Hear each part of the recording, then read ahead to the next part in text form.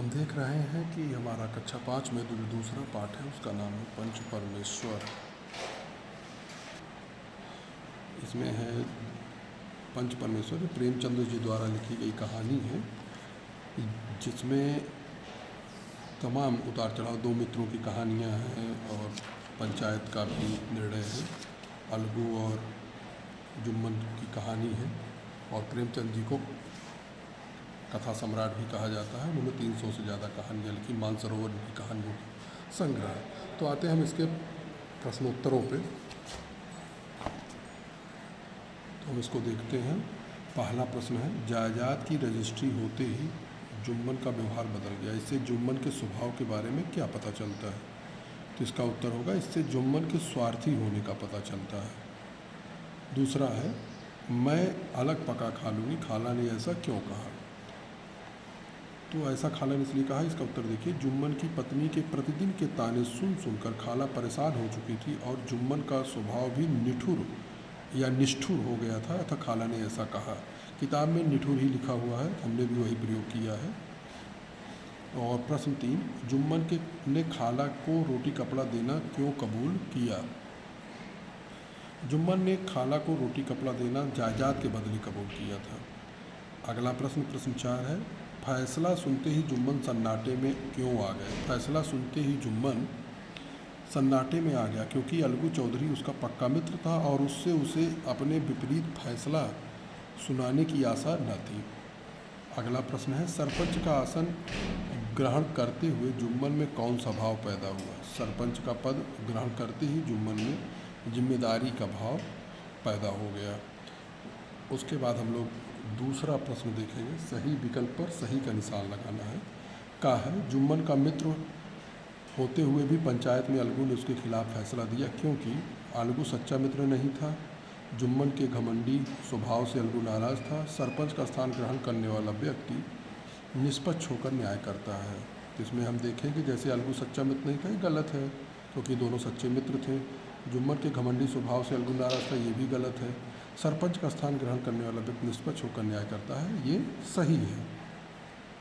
अगला हम देखते हैं, जुम्मन शेख ने समझू साहू के विरुद्ध फैसला दिया कि बैल का पूरा दाम अलगू चौधरी को दें क्योंकि जुम्मन शेख ने सरपंच बनकर समझू साहू से बदला लिया। जुम्मन शेख ने अपने मित्र अलगू चौधरी का पक्ष लिया। बैल की मृत्यु केवल इस कारण हुई कि उससे कठिन परिश्रम लिया गया और उसके दाने चारे का प्रबंध नहीं किया गया। तो इसमें जैसे देखेंगे, जुम्मन शेख ने सरपंच बनकर समझू साहू से बदला लिया, ये भी गलत है। जुम्मन शेख ने अपने मित्र अलगू चौधरी का पक्ष लिया, ये भी गलत है। जबकि सही क्या था कि बैल की मृत्यु इस कारण हुई क्योंकि कठिन परिश्रम लिया गया उससे और दाने चाने का प्रबंध नहीं किया गया था। उसके बाद अगला प्रश्न है, कहानी से संबंधित वाक्य गलत क्रम में लिखे गए हैं, उन्हें सही क्रम में लिखिए। तो इसको हम सही क्रम देख रहे हैं। तो पहला तो हो गया, जुम्मन शेख की एक बूढ़ी खाला थी, पहला रखते हैं। दूसरे पे है, उनके पास थोड़ी जायदाद थी परंतु उनके निकट संबंधियों में कोई न था। तीसरा है, जुम्मन ने लंबे चौड़े वायदे करके वह जायदाद अपने नाम लिखवा ली थी। फिर उसके बाद है, एक दिन संध्या के समय एक पेड़ के नीचे पंचायत बैठी। अलगू चौधरी ने जुम्मन से जीरा शुरू की। सरपंच का आसन ग्रहण करते हुए जुम्मन में अपनी जिम्मेदारी का भाव पैदा हुआ। और सातवां, जो इसका सही क्रम में 7वां नंबर आएगा, थोड़ी देर बाद जुम्मन अलगू के पास आए और उनसे गले से लिपट गए। चौथा देखेंगे, निम्नलिखित कथनों को पढ़िए, उनके सामने खाली जगह किसने किससे कहा लिखिए। कथन, किसने किससे कहा? पहला, बेटा तुम्हारे साथ मेरा रिवाह ना होगा, तुम मुझे रुपए दे दिया करो, मैं अलग पका खा लूँगी। इसको किसने कहा था? खाला ने कहा था जुम्मन से ये चीज़। रुपए क्या यहाँ फलते हैं? जुम्मन ने खाला से ऐसा बोला था।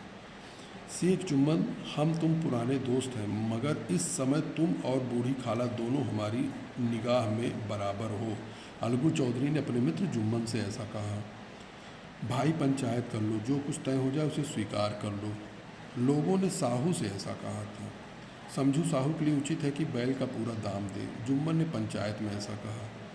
पंच न किसी के दोस्त होते हैं और न किसी के दुश्मन। जुम्मन ने स्वयं को ऐसा बोला था। पांचवा, नीचे लिखी पंक्तियों का आशय अपने शब्दों में लिखिए।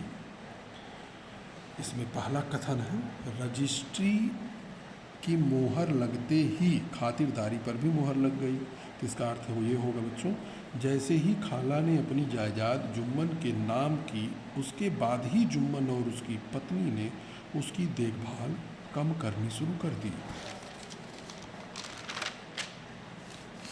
दूसरा है कथन, कुछ दिनों तक और यूं ही रो धोकर काम चलता रहा। कुछ समय तक खाला ने जुम्मन की पत्नी की खरी खोटी सुनी और बर्दाश्त किया। इसका अर्थ ये होगा, जुम्मन को यह फैसला आठों पहर खटकने लगा। अलगू चौधरी का यह फैसला जुम्मन सहन न कर पाया।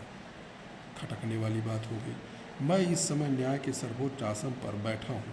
सत्य से जौ भर भी टलना मेरे लिए उचित नहीं है। जब व्यक्ति न्याय करने के लिए बैठता है तो उसमें जिम्मेदारी का भाव आ जाता है। इसी कारण वह हमेशा सत्य का साथ देता है। ये हो गए किसने किससे कहा था कथन वाले प्रश्न। तो उसके बाद आपका है भाषा के रंग। मुहावरों का सही अर्थ से मिलान कर अपने वाक्य में प्रयोग कीजिए। तो हम लिखते हैं, पहले मुहावरा लिखेंगे, अर्थ लिखेंगे, उसका प्रयोग कर दे रहे हैं।